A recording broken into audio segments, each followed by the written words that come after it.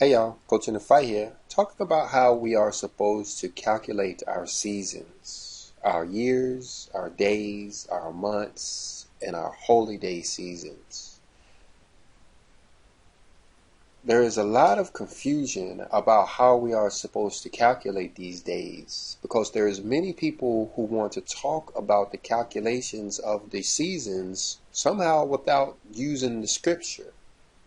When you look over here at the scripture, at what it says, in the very first chapter of our Bibles, in chapter 1 of the book of Genesis, we can see that the Creator intended for us to use the sun and the moon and the rest of the stars in order to calculate our seasons and days and years. Verse 14 says, "And God said, Let there be lights in the firmament of heaven to divide the day from the night. And let them be for signs and for seasons and for days and for years." Now, in a previous video, we showed you how using the barley season or the barley harvest season is incorrect in calculating anything to do with days, months, seasons, years, or anything. Where people are getting this from is over there in the book of Exodus, chapter 9 and verse 31. Where we're talking about the plagues that were being put on Pharaoh and Egypt. The plague of hail was the 7th plague put on Pharaoh. But since it talks about the barley harvest being smitten during that plague, how it was in season, people used this in error to calculate the Passover. And so they're using this one verse to calculate the seasons. And that's why you see them all over the place when they're calling feast days. Some have Passover starting in the summertime. Some have Pentecost starting after the Feast of Tabernacles. We were never told to use the barley harvest to calculate anything. And if anybody else had picked up the scripture and tried to use the barley harvest to calculate their year, they would have been completely off during the sabbatical years because they wouldn't have had a barley crop at all. We were never told to use the barley harvest to calculate anything. Looking back over here at chapter 1 of the book of Genesis, we see that we were told to use the lights in the firmament to calculate our days, seasons, and years. The thing is, we just have to find the Holy Scripture that tells us how to do so. Now, when you look over at the book of Enoch, which were the first books ever written on the planet Earth, you see in chapter 1 that he tells us how to use these luminaries in order to calculate our years. In chapter 72, he tells us how to use the moon in order to calculate our months. But let me read verse 1 over here in chapter 72. It says, "The book of the courses of the luminaries of the heavens, the relations of each according to their classes, their dominion and their seasons, according to their names and places of origin, and according to their months, which Uriel, the holy angel, who was with me, who is the guide, showed me, and he showed me all their logs exactly as they are, and how it is with regard to all the years of the world." So you have to know who Enoch was. You see right here in chapter 5 of the book of Genesis, verse 22 says, "And Enoch walked with God."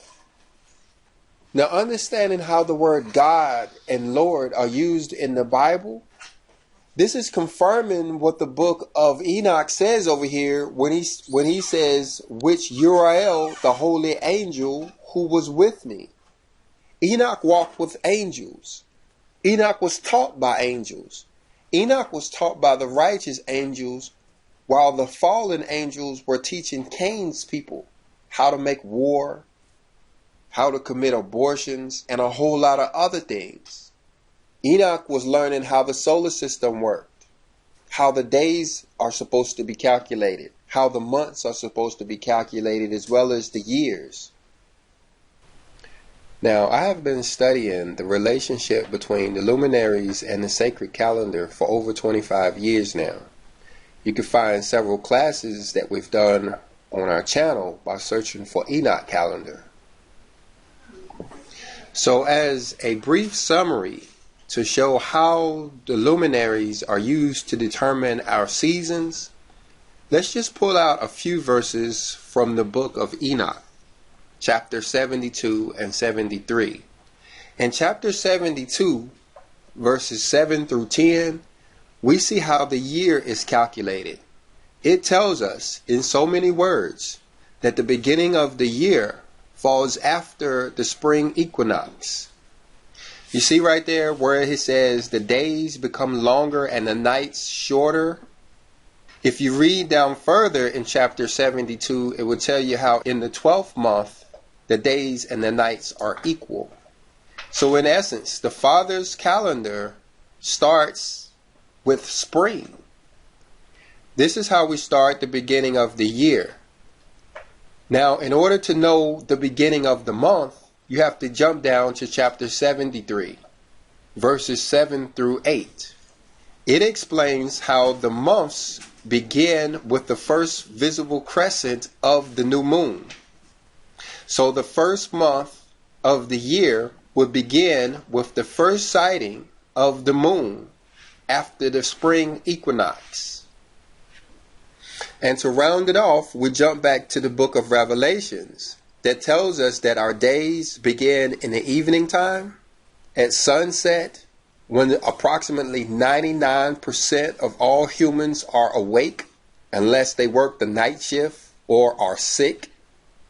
And so our forefathers, using this information, would go out each month to get a glimpse of the first light of the moon each month. They would blow trumpets, letting everybody in the community know that the new moon had been sighted, and that at that day that it just started at sunset was the beginning of a new month.